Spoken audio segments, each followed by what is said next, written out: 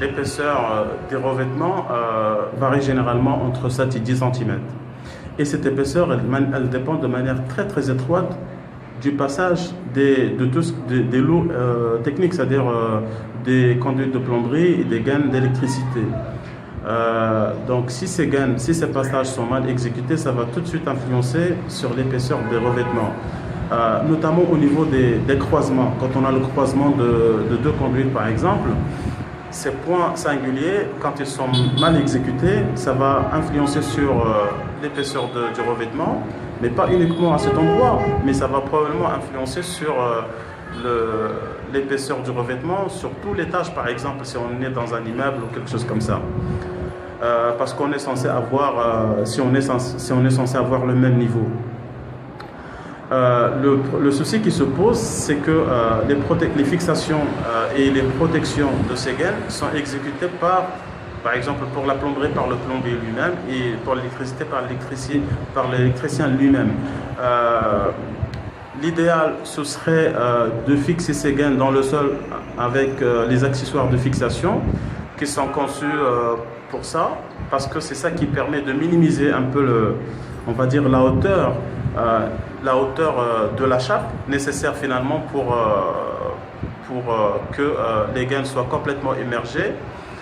Mais généralement dans les chantiers, ce qui est utilisé, c'est plutôt une fixation avec mortier. Or, quand on est électricien ou quand on est plombier, notre dernier souci, c'est l'épaisseur du revêtement. L'essentiel pour nous, ce serait de protéger nos gaines. Pourquoi? Parce que le passage des gaines et d'électricité et de la tuyauterie en général, c'est fait pendant le gros œuvre. C'est fait pendant le gros œuvre, alors qu'il y a encore beaucoup de corps de métier qui travaillent en même temps, c'est-à-dire qu'il y aura le passage de beaucoup d'ouvriers, il y aura le passage de brouettes, etc. Donc le plombier, dès qu'il s'assure de la pose correcte de ses conduites, tout de suite après, il protège. Il fixe, mais surtout il protège avec du mortier. Donc si cette fixation, mais lui, il peut faire ça à la hâte, parce que l'essentiel pour lui, c'est juste de protéger. C'est de protéger ses gaines pour ne pas bousiller son travail. Donc il s'inquiète moins sur l'épaisseur du revêtement. Donc le problème dans ce cas, c'est qu'on va avoir des épaisseurs de revêtement qui sont importantes.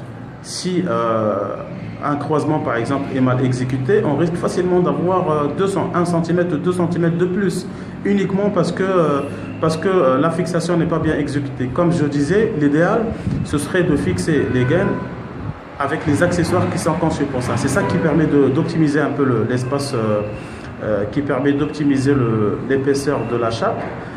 Mais même si c'est exécuté avec une chape, il faut que ce soit bien exécuté de manière à minimiser le plus possible la hauteur de la chape nécessaire pour émerger complètement ces conduites. Parce que si on a 1 cm, 2 cm seulement de plus à un endroit, on est obligé d'avoir les 2 cm, le 1 cm ou les 2 cm partout au niveau de tout l'étage. Et si on fait un petit calcul simple, si on a par exemple 2 cm, ici nous avons un projet de 60 000 m², de plus de 60 000 m². Donc si on a les 2 cm partout, 0,02 en multiplié par 60 000, ça donne 1200 m3. 1200 m3 de mortier. Si on prend juste pour faire simple un coût de $60 par mètre cube, nous sommes à 72 000 $. 72 000 $. Uniquement parce que le plombier ou l'électricien n'ont pas posé correctement leur tuyauterie. Donc il est très important parce que le carreleur, quand il vient, il ne va pas se poser des questions. Il va tout simplement venir et puis prendre les niveaux, voir c'est quoi le point le plus haut. Et sur ça, il va prendre son niveau. Bien sûr, il faut qu'il prenne en compte l'épaisseur de la chape pour couvrir complètement cette tuyauterie. Mais lui, il ne va pas se poser de questions. Donc, on peut facilement avoir des pertes colossales, tout simplement parce que ces tuyauteries n'ont pas été exécutées correctement. Donc, avant le passage du carreleur, avant qu'il commence à prendre ses niveaux, il est très important de faire une vérification des fixations de la tuyauterie et voir s'il n'y a pas de points qui sont exagérés. Et voilà, donc et peut-être procéder à une rectification avant de prendre le niveau de manière définitive par le carreleur. Vous pouvez remarquer la différence de l'épaisseur de la protection qui est faite. Ça, c'est un gain d'électricité.